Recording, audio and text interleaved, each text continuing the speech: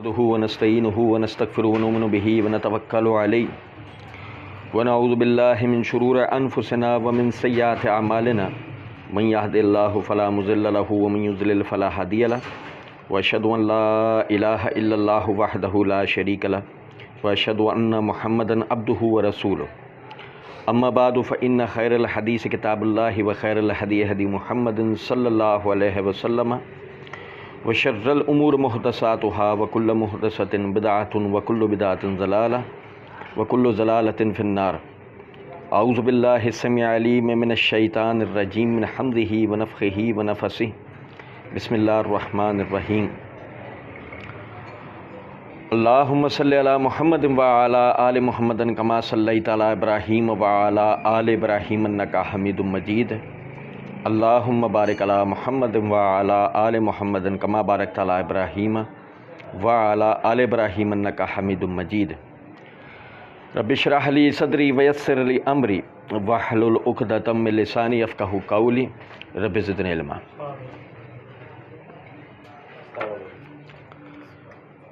یہ میرے ہاتھ میں غامدی صاحب کی کتاب مقامات ہے. اس کا طبع ششم نومبر 2021 کے نسخے میں غامدی صاحب نے صفحہ نمبر 222 کے اوپر لکھا ہے کہ میں نے یہی فرض ادا کیا ہے اور اپنی قوم کے ان نوجوانوں کے لیے اسلام کے صحیح فکر کی وضاحت کر دی ہے. غامدی صاحب کا جو یہ دعویٰ ہے کہ ان کی ساری تقدو کا جو حاصل ہے وہ قوم کے نوجوانوں کی صحیح فکر کی طرف رہنمائی کرنا، ان کی ہدایت کے لیے کوشش کرنا، یہ ہمیں متوجہ کرتا ہے اس بات کی طرف کہ ہم بھی ان کی اس فکر کو سیکھنے سمجھنے کی کوشش کریں. اور جب ہم غامدی صاحب کی افکار کو اور نظریات کو ان کی تحریرات کے اندر جب پڑھتے ہیں تو ہم یہ دیکھ کے حیران رہ جاتے ہیں کہ غامدی صاحب پوری امت سے جدا بالکل ایک علیحدہ ایسا نقطہ نظر بیان کرتے ہیں جس میں بعض مرتبہ خود وہی تناقضات کا اور تضادات کا شکار ہو جاتے ہیں. ظاہر ہے اس صورت میں نوجوانوں کی اس دین کے ذریعے تو اصلاح ممکن نہیں ہے جو اللہ رب العزت نے نازل کیا، کیونکہ اللہ کے نازل کردہ دین میں کسی بھی طرح کے تضادات و تناقضات نہیں ہیں. بہرحال ہم پڑھ رہے تھے کہ غامدی صاحب جو ہے سنت سے اپنی مراد کیا لیتے ہیں وہ بیان کر رہے تھے. ہم نے ان کی یہ میزان کے طبع 4 فروری 2009 کے نسخے کے صفحہ نمبر 14 کے اوپر اصول و مبادی کے عنوان سے غامدی صاحب نے یہ لکھا ہے، یہ تحریر فرمایا ہے کہ سنت سے ہماری مراد دین ابراہیمی کی وہ روایت ہے جسے نبی صلی اللہ علیہ وسلم نے اس کی تجدید و اصلاح کے بعد اور اس میں بعض اضافوں کے ساتھ اپنے ماننے والوں میں دین کے حیثیت سے جاری فرمایا ہے. ہم نے اس کی 2 طرح سے تفصیل پڑھی، آیا کہ سنت اسی کو کہتے ہیں یا نہیں، نمبر 1. نمبر 2، پھر اگر یہی سنت ہے تو ہم نے پڑھا پچھلی ریکارڈنگ کے اندر کہ غامدی صاحب اس میں بھی جمع تفریق کرتے رہتے ہیں. غامدی صاحب نے اس عنوان کے یعنی اس اپنے فرمان کے ساتھ جو نا تقریباً 17 کے قریب امور ایسے بیان کیے ہیں جنہیں انہیں سنت قرار دیا، اور اس کے بعد وہ لکھتے ہیں کہ سنت یہی ہے، اور اس کے بارے میں یہ بالکل قطعی ہے کہ ثبوت کے اعتبار سے اس میں اور قرآن مجید میں کوئی فرق نہیں ہے. وہ جس طرح صحابہ کے اجماع اور قولی تواتر سے ملا ہے، یہ اسی طرح ان کے اجماع اور عملی تواتر سے ملی ہے، اور قرآن ہی کی طرح ہر دور میں مسلمانوں کے اجماع سے ثابت قرار پائی ہے. لہذا اس کے بارے میں اب کسی بحث و نزاع کے لیے کوئی گنجائش نہیں ہے. یوں غامدی صاحب نے یہ بھی اشارہ کر دیا کہ جو میں نے سنتوں کی تعداد بیان کی ہے یہ بالکل قطعی ہے، اب اس میں کسی بحث و نزاع کی کوئی گنجائش نہیں ہے. لیکن جیسے کہ ہم نے پچھلی ریکارڈنگ میں پڑھا کہ یہ کہنے کے باوجود بھی غامدی صاحب نے 40 سے انہیں 26 کیا، 26 سے 18 کیا، اور 18 سے 17 پر فی الحال روک دیا. آگے اللہ جانتا ہے کہ ان کی فکر کا ارتقا کہاں جاتا ہے. خیر، اس میں میں آج آپ کو ایک اور چیز کی طرف توجہ دلانا چاہ رہا ہوں، اور وہ یہ ہے کہ جن امور کو یہاں غامدی صاحب نے سنت قرار دیا ہے وہ آگے چل کر وہ سنت نہیں رہتا، پھر وہ اصطلاحات بدل جاتی ہیں۔ یعنی سنت ہونے کے اعتبار سے اس کی اہمیت جو لوگوں کے سامنے آنی چاہیے، یا فرض ہونے کے اعتبار سے جو اہمیت سامنے آنی چاہیے، وہ پھر وہ اہمیت نہیں رہتی۔ وہ کبھی وہ فرض ہو جاتا ہے، کبھی وہ سنت ہو جاتا ہے، کبھی وہ نفل، اور کبھی وہ صرف رسم و تہوار بن جاتا ہے، کبھی وہ صرف آداب رہ جاتے ہیں۔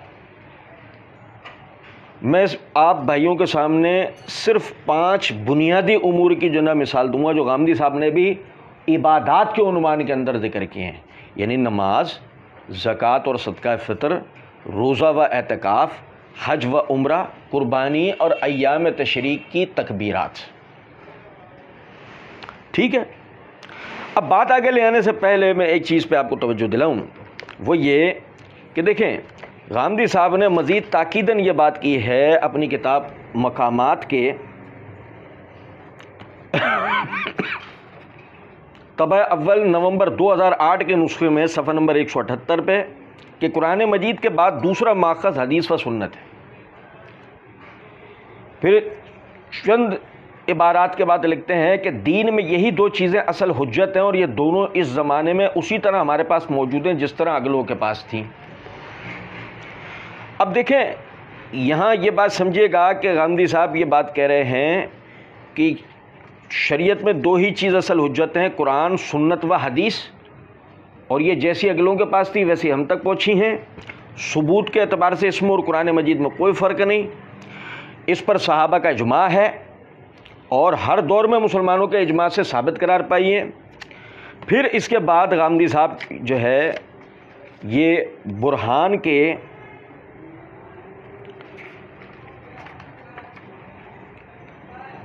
اشاعت تاریخ جنوری 1992 کے نسخے میں صفحہ نمبر 23 کے اوپر کہتے ہیں دین میں کوئی چیز اگر ثابت کی جا سکتی ہے تو قرآن مجید کے بعد پیغمبر کے قول ہی سے ثابت کی جا سکتی ہے، جس کا مطلب ہے دینی امور کے ثبوت کے لیے غامدی صاحب کہتے ہیں کہ 2 ہی چیزیں حجت ہیں، انہی سے ثبوت دیا جا سکتا ہے، ایک قرآن ہے، ایک سنت ہے۔ اور سنت کے حوالے سے ظاہر ہے کہ جب غامدی صاحب یہ امور بیان کر رہے ہیں تو اس میں وہ قطعی ہیں، بحث النزاع کا اس میں کوئی سلسلہ نہیں ہے، تو جو ان کی فقہی احکامات ہوں گے وہ بھی برابر ہونے چاہیے، وہ بھی برقرار رہنے چاہیے، نہ کہ وہ وقت گزرنے کے ساتھ بدلتے رہنے چاہیے۔ اچھا، اب دیکھیں یہاں انہوں نے سنت میں نماز کو ذکر کیا ہے، جبکہ یہ ان کی کتاب قانون عبادت ہے، عبادات، یہ قانون عبادات کے طبع اول اکتوبر 2004 کے نسخے میں صفحہ نمبر 9 کے اوپر انہوں نے سورہ نساء کی آیت نمبر 103 ذکر کی ہے، ان الصلاۃ کانت علی المؤمنین کتابا موقوتا، اور اس کے تحت جو غامدی صاحب نے ترجمہ کیا ہے، بے شک نماز مسلمانوں پر وقت کی پابندی کے ساتھ فرض کی گئی ہے۔ انہی کے غامدی صاحب نے اصول و مبادی کے صفحہ 14 کے اوپر، یعنی کہ میزان کے صفحہ 14 کے اوپر نماز کو سنت قرار دیا ہے، لیکن یہاں وہ نماز کو فرض قرار دیتے ہیں۔ اسی طریقے سے آپ دیکھیں کہ صفحہ نمبر 63 کے اوپر غامدی صاحب کہتے ہیں نماز مسلمانوں پر شب و روز میں 5 وقت فرض کی گئی ہے۔ اچھا، اب وہاں پہ نماز کیا تھی؟ سنت تھی، یہاں نماز فرض ہو گئی ہے۔ اسی طرح غامدی صاحب نے سنت میں زکوٰۃ و صدقہ فطر کو ذکر کیا۔ اچھا، لیکن قانون عبادات صفحہ نمبر 112 کے اوپر کہتے ہیں کہ یہ پہلے سے موجود ایک سنت تھی جسے نبی صلی اللہ علیہ وسلم نے خدا کے حکم سے اور ضروری اصلاحات کے بعد مسلمانوں میں جاری فرمایا۔ یعنی کہ یہاں پر غامدی صاحب نے سنت کو، یعنی کہ زکوٰۃ کو سنت قرار دیا۔ پھر اس کے بعد آپ دیکھیں کہ صفحہ نمبر 115 پہ، یعنی قانون عبادات کے صفحہ نمبر 115 پہ کہتے ہیں زکوٰۃ کا قانون مسلمانوں کے اجماع اور تواتر عملی سے ہم تک پہنچا ہے۔ اس کے سمجھنے میں فقہا کے اختلافات سے قطع نظر کر کے اسے اگر شریعت میں اس کی اصل کے لحاظ سے دیکھا جائے تو اسے ہم اس طرح بیان کر سکتے ہیں۔ پھر وہ آگے انہوں نے اس کی تفصیلات بیان کی ہیں۔ اب یہاں 2 نقطے غور طلب ہیں۔ پہلا یہ کہ غامدی صاحب نے میزان کے اندر اصول و مبادی کے ابحاث میں زکوٰۃ کو سنت قرار دیا، قانون عبادات کے اندر انہوں نے یہ زکوٰۃ کو سنت یعنی قرار دیا پہلے سے موجود۔ یہاں پر آ کر وہ کہتے ہیں کہ زکوٰۃ ایک قانون ہے، زکوٰۃ کیا ہے؟ ایک قانون ہے، ٹھیک ہے۔ اور جیسے کہ ہم ان کی تصریحات پڑھ چکے ہیں کہ یہ جو سنتوں کے ثبوت ہمیں ملے ہیں یہ قرآن و سنت سے ملے ہیں، اور دین میں کوئی بھی چیز قرآن و سنت سے ثابت کی جا سکتی ہے، لیکن یہاں پر وہ کہتے ہیں کہ یہ ہمیں مسلمانوں کے اجماع اور تواتر سے عملی سے ہم تک پہنچا ہے زکوٰۃ کا معاملہ۔ لیکن اس پہ ترا یہ ہے کہ وہ کہتے ہیں کہ اس کے سمجھنے میں فقہا کے اختلافات سے قطع نظر کر کے اگر شریعت میں اس کے اصل کے لحاظ سے دیکھا جائے، اب سوال یہ پیدا ہوتا ہے شریعت وہ کس کو قرار دے رہے ہیں؟ اگر وہ شریعت سے مراد وہی قرآن و سنت کو قرار دے رہے ہیں تو پھر ان کا پہلے یہ کہنا ہے کہ یہ ہمیں اجماع اور تواتر عملی کے ذریعے ملا، پھر اس کی کیا حیثیت رہ جاتی ہے؟ اگر وہ اسے بعد میں شریعت میں دیکھا جائے گا، اور شریعت میں اس کی اصل موجود ہے، شریعت میں اس کی بحث موجود ہے۔ یہ بڑی ایک حیران کن بات ہے۔ اچھا، پھر آپ حیران رہ جائیں گے کہ جہاں اب تک زکوٰۃ جو ہے وہ باقاعدہ یعنی سنت اور ایک قانون تھی، وہیں میزان کے اندر یہ صفحہ نمبر 489 کے اوپر دینی فرائض کو عنوان کے تحت غامدی صاحب نے سورہ حج کی آیت نمبر 41 نقل کی، اس کا ترجمہ کیا۔ آگے کہتے ہیں سورہ حج کی یہ آیت وہ دینی فرائض بیان کرتی ہے جو کسی خطہ ارض میں اقتدار حاصل ہو جانے کے بعد مسلمانوں کے نظم اجتماعی پر عائد ہوتا ہے۔ نماز قائم کی جائے، زکوٰۃ ادا کی جائے، بھلائی کی تلقین کی جائے اور برائی سے روکا جائے، یہ چار باتیں اس آیت میں مسلمانوں پر ان کی اجتماعی حیثیت میں لازم کی گئی۔ دینی فرائض کے عنوان کے تحت غامدی صاحب کہتے ہیں یہ آیت وہ دینی فرائض بیان کرتی ہے۔ پھر وہ دینی فرائض کے تحت غامدی صاحب نے دو چیزیں یعنی چار چیزیں بیان کی، اس میں دو چیزیں کیا ہیں؟ نماز اور زکوٰۃ۔ وہ زکوٰۃ جسے غامدی صاحب پہلے سنت قرار دیتے ہیں، پھر قانون قرار دیتے ہیں، اس آیت کے تحت غامدی صاحب اسے فرض قرار دیتے ہیں۔ اب اللہ جانے کہ وہ سنت ہے، غامدی صاحب کی نظر میں وہ محض ایک قانون ہے، یہ غامدی صاحب کی نظر میں وہ واقعی اللہ کا مقرر کردہ ایک فریضہ ہے۔ یہ اپنی جگہ ایک بات ہے۔ اچھا، پھر دیکھیں اسی طرح غامدی صاحب نے سنت کے عنوان کے تحت روزہ و اعتکاف کا ذکر کیا۔ اچھا دیکھیں، وہاں انہوں نے روزے کو سنت قرار دیا، اور قانون عبادات کے صفحہ نمبر 121 کے اوپر انہوں نے سورہ بقرہ کے آیت نمبر 183 سے 185 نقل کر کے جو اس کا ترجمہ کیا ہے، اس میں سب سے پہلے یا ایھا الذین آمنوا کتب علیکم الصیام کا ترجمہ کیا ہے، اے ایمان والو تم پر روزہ فرض کیا گیا ہے، تم پر روزہ فرض کیا گیا ہے، جس کا مطلب پہلے غامدی صاحب نے جس روزے کو سنت قرار دیا تھا، اب اس روزے کو یہاں پر وہ فرض قرار دے رہے ہیں۔ اور پھر اس کے بعد صفحہ نمبر 129 کے اوپر کہتے ہیں خدا کے ایک قدیم حکم اور انبیاء علیہ السلام کی ایک قدیم سنت کے طور پر وہ جس طرح اسے جانتے ہیں اسی طرح ایک لازمی عبادت کے طور پر اس کا اہتمام کریں۔ اس لحاظ سے روزے کا ماخذ بھی اصلاً مسلمانوں کا اجماع اور ان کا عملی تواتر ہی ہے۔ قرآن نے اس سے زیادہ کچھ نہیں کیا کہ اسے فرض قرار دیا۔ اب آپ دیکھیں، غور طلب نکتہ ہے، ایک ہی صفحے پہ غامدی صاحب باقاعدہ روزے کو سنت بھی قرار دے رہے ہیں اور قرآن کی روسوں سے فرض بھی قرار دے رہے ہیں۔ سوال یہاں یہ پیدا ہوتا ہے کہ جسے اللہ رب العزت نے فرض قرار دیا اسے غامدی صاحب نے ایک ہی صفحے کے اوپر سنت کیوں قرار دے دیا؟ یہ سمجھ رہے ہیں بات کو؟ اور پھر لطف کی بات یہ ہے کہ اگر وہ یعنی قرآن نے اسے فرض قرار دیا تو غامدی صاحب نے یہ نہیں بتایا کہ سنت نے اس کی کیا تفصیلات بیان کی ہیں، بیان بھی کیے ہیں یا نہیں کیے ہیں۔ اس کے حوالے سے غامدی صاحب خاموش رہے، صرف انہوں نے یہ کہا کہ روزے کا ماخذ بھی اصلاً مسلمانوں کا اجماع اور ان کا عملی تواتر ہی ہے۔ یعنی غامدی صاحب یہ نہیں کہہ رہے کہ وہ سنت سے بھی اس کی کوئی تفصیلات آئی ہیں، بلکہ انہوں نے اس کو بھی اجماع کے اوپر ڈال دیا۔ یہ دیگر بات ہے کہ انہوں نے برہان کے اندر جیسے کہ بھی ہم پڑھ چکے ہیں یہ بات لکھی ہے کہ شریعت میں اگر کوئی بات ثابت کی جا سکتی ہے تو قرآن مجید کے بعد سنت سے ہی ثابت کی جا سکتی ہے۔ بارہ پھر دیکھیے غور طلب نکتہ ہے، غامدی صاحب نے یعنی سنت کی بحث کے اندر حج اور عمرے کا ذکر کیا۔ اچھا، پھر آپ دیکھیں کہ وہاں پر حج اور عمرے کو غامدی صاحب نے سنت قرار دیا ہے، لیکن اسی میزان کے صفحہ نمبر 374 کے اوپر غامدی صاحب کہتے ہیں اس سے اندازہ کیا جا سکتا ہے کہ یہ کس قدر غیر معمولی بدعت ہے جو ہر صاحب استطاعت مسلمان پر زندگی میں کم سے کم ایک مرتبہ فرض قرار دی گئی ہے۔ اب یہاں غامدی صاحب نے حج کو باقاعدہ فرض قرار دیا ہے۔ اسی طریقے سے آپ دیکھیں کہ قربانی اور ایام تشریق کی تکبیرات کو غامدی صاحب نے سنت قرار دیا۔ اچھا، وہاں پر غامدی صاحب نے یعنی کہ قربانی کو سنت قرار دیا ہے، جبکہ اسی میزان کے صفحہ نمبر 404 کے اوپر کہتے ہیں یہی قربانی ہے جو حج اور عمرے کے موقع پر اور عید الاضحیٰ کے دن ہم ایک نفلی عبادت کے طور پر پورے اہتمام کے ساتھ کرتے ہیں۔ یعنی وہاں وہ سنت تھی، یہاں وہ ایک نفلی عبادت بن کے رہ گئی ہے محض۔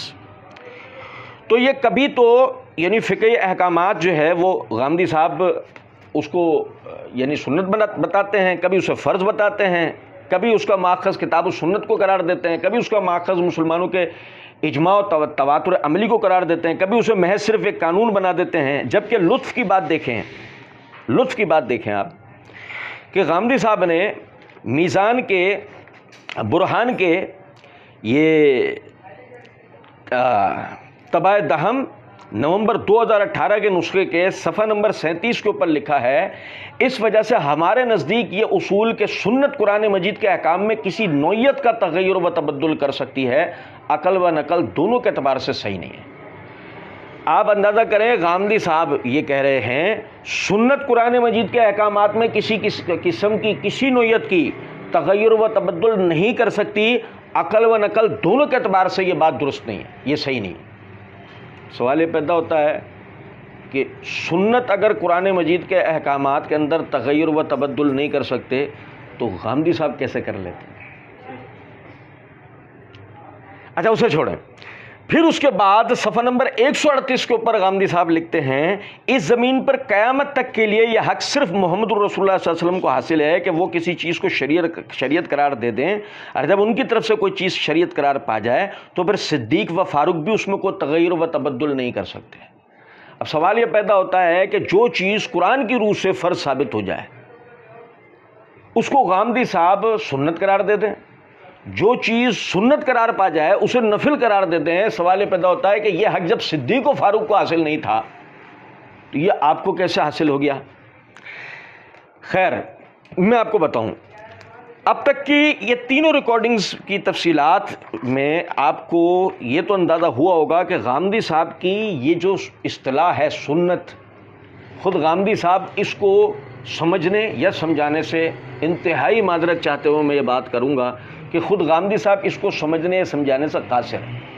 چلو ایسا ممکن ہے کہ شاید غامدی صاحب کے مقلدین میں سے کوئی یہ کہہ دے آپ غامدی صاحب کی بات کو سمجھے نہیں، تو ہم عرض کریں گے کہ جو ان کے قریبی جو ان کے شاگرد ہیں وہ تو ظاہر سمجھے ہوں گے نا۔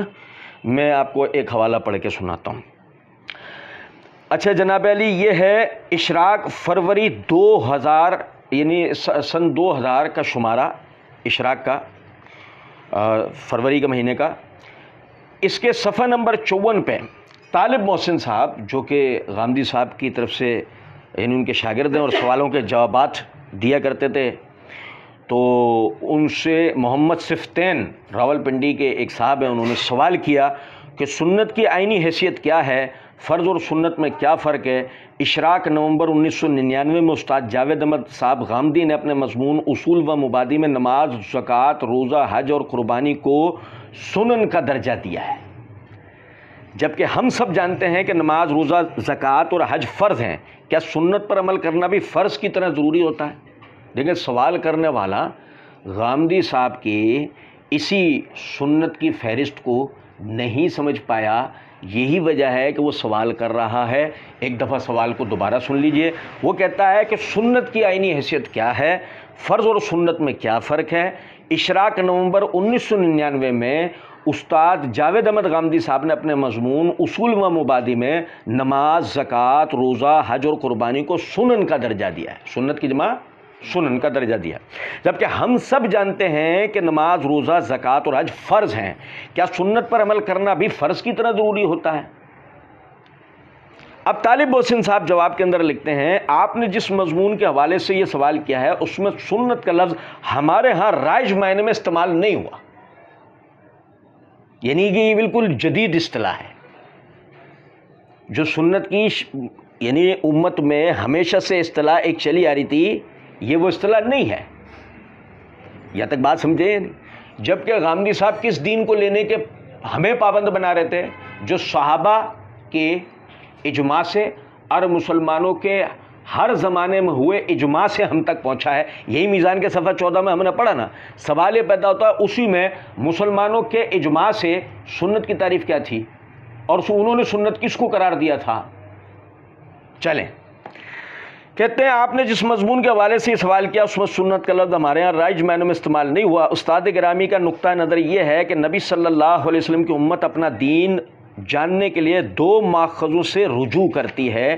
ایک ماخذ قرآن مجید اور دوسرا ماخذ سنت ہے. اچھا، جبکہ غامدی صاحب نے یہ نہیں کہا.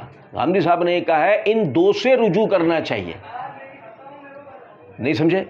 وہ تو یہ کہہ رہے ہیں نا کہ جی استاد گرامی کا نقطہ نظر یہ ہے کہ نبی صلی اللہ علیہ وسلم کی امت اپنا دین جاننے کے لیے دو ماخذ سے رجوع کرتی ہے، جبکہ غامدی صاحب کہتے ہیں ان دو سے رجوع کرنا چاہیے. آپ سمجھے نہیں؟ اچھا، ایک ماخذ قرآن مجید اور دوسرا ماخذ سنت ہے. یعنی دین کے کچھ مشمولات ہم اصلاً قرآن سے پاتے ہیں اور کچھ اصلاً سنت سے. یعنی یہ ممکن ہے کہ ایک عمل ہمیں اصل میں سنت سے ملا ہو لیکن اس کا تذکرہ قرآن مجید میں بھی ہو. مزید برآں یہ بات بھی واضح رہنی چاہیے کہ قرآن مجید کے احکام میں فرائض بھی ہیں اور نوافل و آداب بھی. اسی طرح سنت میں لازمی امور بھی ہیں اور نفلی بھی. آپ جاوید صاحب کے مضمون کو دوبارہ پڑھیں اور ان نکات کو پیش نظر رکھیں. امید ہے آپ مضمون کے اصل مدعا کو پالیں گے. اب دیکھیں، سمجھے ذرا اس بات کو. وہ اس فہرست کے اندر فرض امور کو سنت لکھا ہوا پا کے تذبذب کا شکار ہوتا ہے اور پوچھتا ہے کہ کیا یہ امور سنت ہیں یا فرض ہیں. جواب دینے والے کو کیا کہنا چاہیے تھا کہ اگر فرض ہیں تو فرض بولے، سنت ہیں تو سنت بولے. لیکن وہ یہ نہیں کرتا. وہ یہ بتانے بیٹھ جاتا ہے کہ جی بعض چیزیں سنت ہیں، بعض چیزیں فرض ہیں. ارے بھائی، بات آپ سے کسی نے یہ نہیں پوچھی. اصل مسئلہ یہ وہ یہ جواب دیں کیسے؟ کیونکہ مسئلہ یہ ہے کہ غامدی صاحب نے اصول و مبادی کے علاوہ دیگر اپنے مضامین کے اندر کسی چیز کو کبھی فرض کہہ دیا ہے، کبھی اسے نفل کہہ دیا ہے، کبھی اسے محض ایک ادب کہا ہے، کبھی محض ایک اخلاق کہا ہے، کبھی محض ایک تہوار کہا ہے. اچھا، اسی طریقے سے آپ دیکھیں اشراق اپریل سن 2007 کے شمارے کے صفحہ 64 کے اوپر غامدی صاحب کے دوسرے شاگرد محمد رفیع مفتی صاحب، ان سے محمد علی سجاد خان نے ایک سوال کیا کہ سنت کی تعریف میں اس قدر اختلاف کیوں ہے؟ لوگوں کی اکثریت کیوں سنت کی کلاسیکل تعریف ہی کی قائل ہے جبکہ غامدی صاحب کے نزدیک سنت کی تعریف اس سے مختلف ہے. اب یہاں دیکھیں، سوال کرنے والا وہ بخوبی واقف ہے کہ ایک ہے سنت کی کلاسیکل تعریف اور ایک ہے غامدی صاحب کی ہوئی تعریف. یہ دو علیحدہ ہیں. ٹھیک ہے، اب اس میں اس قدر اختلاف کیوں ہے؟ کیونکہ غامدی صاحب بالکل امت سے الگ ایک ڈگر پہ چلیں. سنیے گا ذرا بات کو. اب دیکھیں کہ یہ جو رفیع مفتی صاحب ہیں وہ جواب دیتے ہوئے کہتے ہیں پوری امت اس پر متفق ہے کہ ہمیں نبی صلی اللہ علیہ وسلم نے خدا کی طرف سے دین کے طور پر علم بھی دیا اور عمل بھی. یہی علم و عمل صحابہ سے تابعین نے لیا اور پھر ان سے آگے یہ پوری امت میں پھیلا ہے. چنانچہ اس پہلو سے علماء میں کوئی اختلاف نہیں ہے. جب علماء نے اس دین کو مدون کرنا شروع کیا تو اس وقت مختلف اصطلاحات کا مسئلہ پیدا ہوا. سنت کا لفظ بھی انہی اصطلاحات میں سے ایک ہے. بعض علماء نے آپ صلی اللہ علیہ وسلم کے اسوہ اور آپ کے اعمال کو سنت کا نام دیا، بعض نے آپ کی احادیث کو سنت کا نام دیا. غامدی صاحب کے نزدیک بطور اصطلاح سنت کا لفظ کو عملی تباتر سے ملنے والے ان دینی اعمال کے لیے بولا جانا چاہیے جنہیں نبی صلی اللہ علیہ وسلم نے اس امت میں جاری کیا تھا. چنانچہ وہ اصطلاحاً انہی کو سنت قرار دیتے ہیں. سنت کا یہی لفظ ایک دوسری اصطلاح کے طور پر بھی بولا گیا ہے. یعنی بعض علماء نے ان نوافل کو بھی سنت کہا جنہیں نبی صلی اللہ علیہ وسلم نے فرائض کے بعد یا ان سے پہلے تطوعاً پڑھا ہے. اصطلاحاً سنت کا لفظ کس چیز پر بولنا چاہیے اس میں محققین کی آراء مختلف ہو سکتی ہیں اور وہ مختلف ہیں. رہی یہ بات کہ انسانوں کی اکثریت سنت کی کلاسیکل تعریف ہی کی قائل کیوں ہے تو اس کا جواب یہ ہے کہ سنت کا لفظ اپنے جن اصطلاحی معنوں میں ایک لمبے عرصے سے بولا جاتا رہا ہے ظاہر ہے کہ لوگ اسی کے قائل ہوں گے. غامدی صاحب نے سنت کو جن اصطلاحی معنوں میں بولا ہے اگر امت کے نزدیک یہ زیادہ موضوع ہوئی تو انشاءاللہ وہ اسے قبول کر لے گی.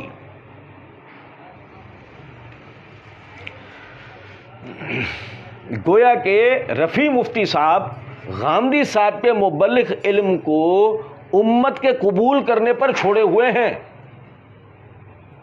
اس کے پیچھے ایسی کوئی ثابت دلیل، ایسی کوئی مضبوط بات نہیں ہے کہ جسے باقاعدہ علمی اعتبار سے بہنر بزور منوایا جا سکتا ہو، دلائل کی بنیاد پر منوایا جا سکتا ہو. یہی وجہ ہے کہ یہاں بھی آپ دیکھیں کہ رفیع مفتی صاحب نے بہت ساری ادھر ادھر کی باتیں کی.